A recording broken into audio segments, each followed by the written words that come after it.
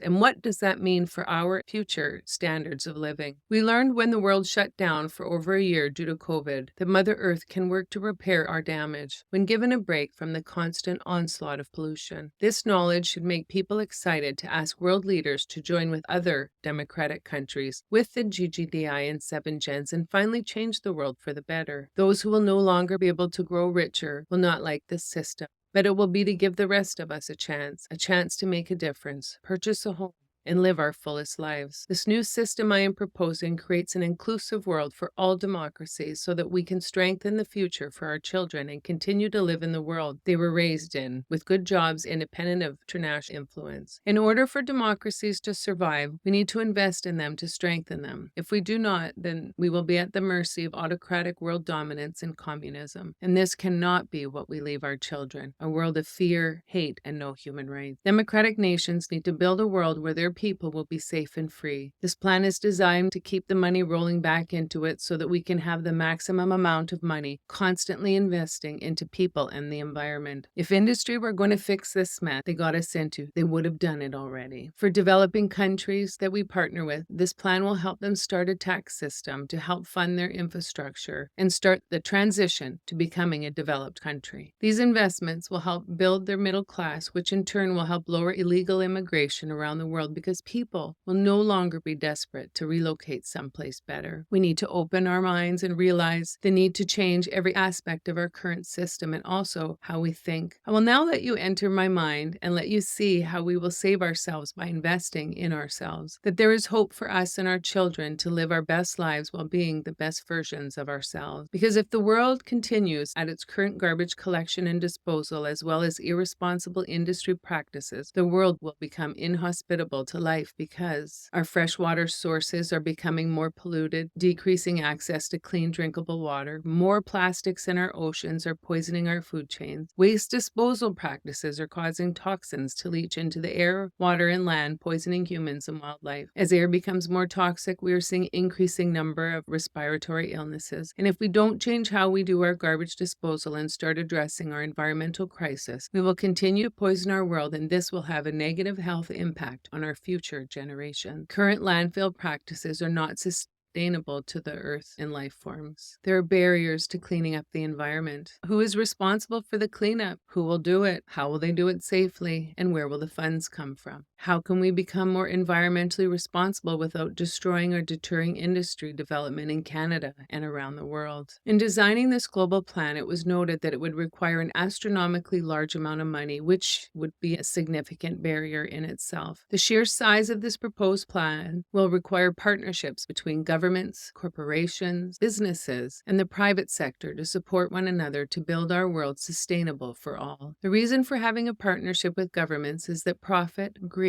cost-cutting, and jobs will always influence the private and for-profit sector. For example, our Canadian government has all the departments to enable us to get this plan up and moving.